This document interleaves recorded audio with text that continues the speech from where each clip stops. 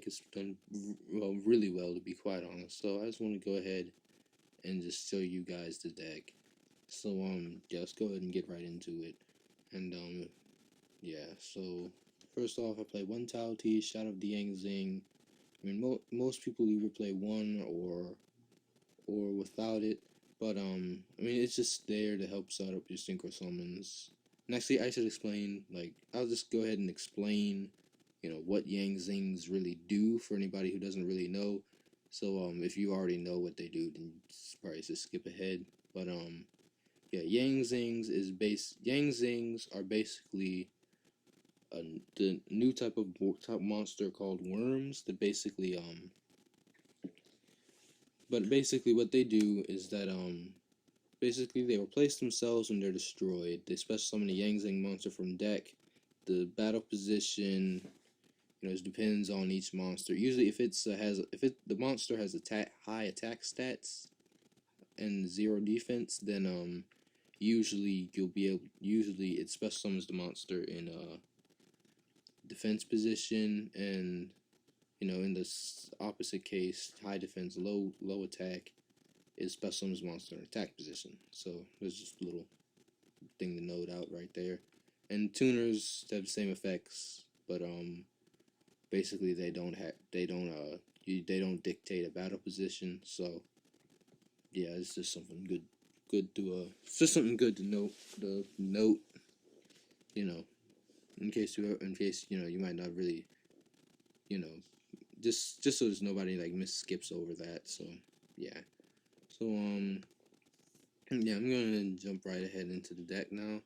So I play one Tao T, Shadow of the Yang Zing.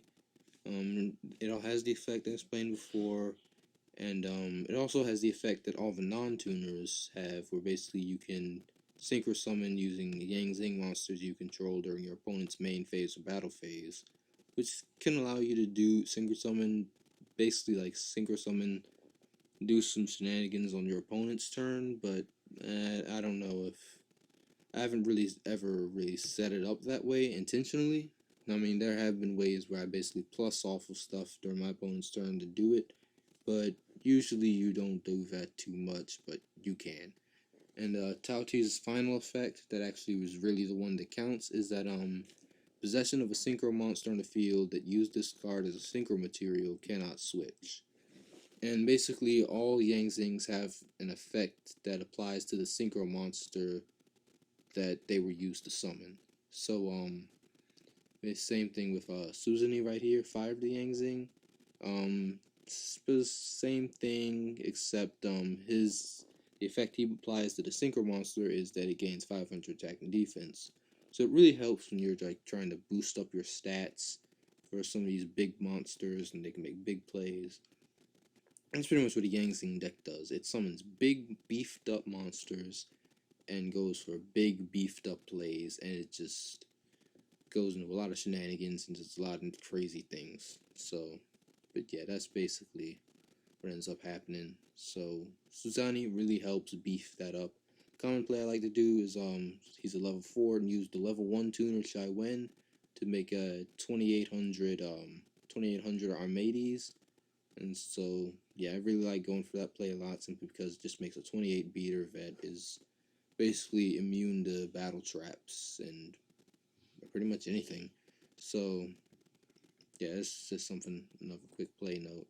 Next, there's 3 copies of BN. Most of everything in here is 3 copies except for Tao T and Pualo, and I'll get to Pualo in a minute. But BN is basically synchro monster can't be destroyed by battle. So that's just really good, because you can just make stuff like I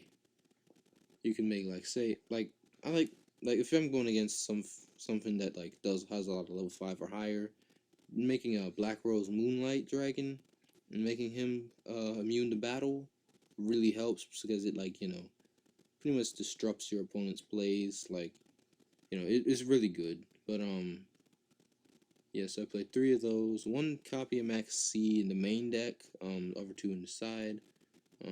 3 Big C, he makes the synchro monster immune to traps. And then Puello, I'll skip to him real quick, makes the Synchro Monster immune to spells.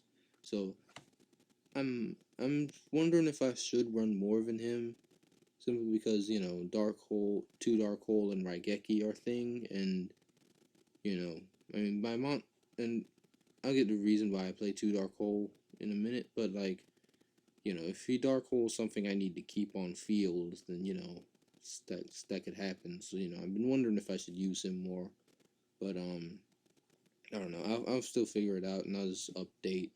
I might make another update video if I ever like make some serious changes to this deck. So, but yeah. So right now, one of him, and then onto my tuners. 3 copies of Jaitu. Now most people run 2 copies of the tuners, but I feel like 3 is really necessary, just because I don't really see it enough when I run it at 2. So, because I tried that and it just didn't work. So I just said, you know what, I'm just gonna bump it all to 3.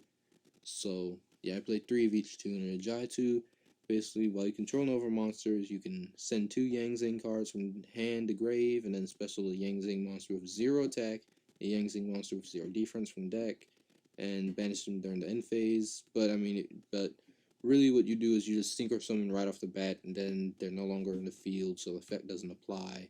So yeah, it's just a really good card. So it basically just allows you to go for instant synchro summons and just, really just allows you to go off pretty much. I mean, that's the best way I can say. So yeah, 3 of him, and then 3 copies of Chai Wen, basically like a Plague Spreader zombie, except basically when a Yang Zing monster is destroyed by battle and he's already in the graveyard, you special summon him from special summon him from the graveyard, but then you banish him when he leaves the field.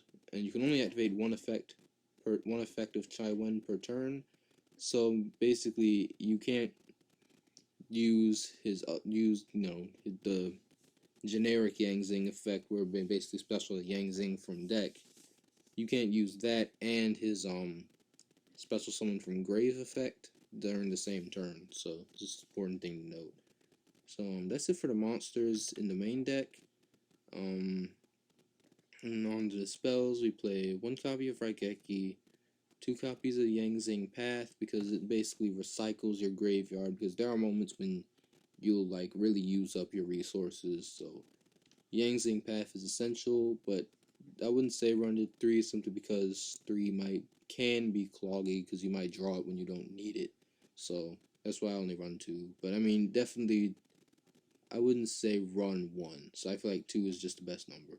So I'm 2 Dark Hole, because you do plus off of your own destroying your own monsters. So Dark Hole, when you have like stuff that doesn't really need to stay on field.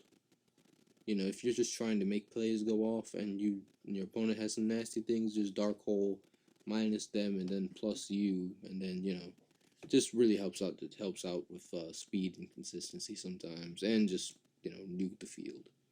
And then okay, so 1 Soul Charge, because I mean it's Soul Charge. It's pretty much a staple.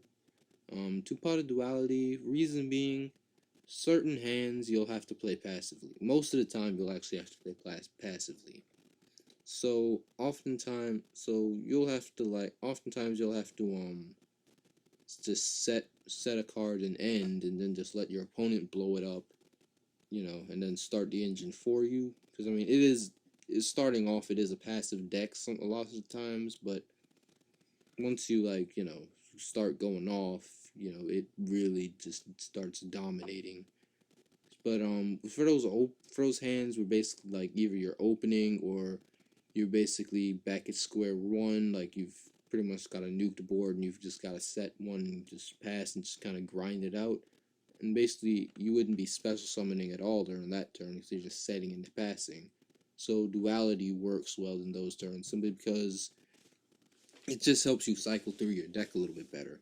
I mean, it can tell your opponent what you're playing, and so your opponent might know what to expect. Because like if you duality and you reveal a Yang Zing monster, then they know that they pretty much know that you just set a Yang Zing monster. So I mean, I don't know. They can't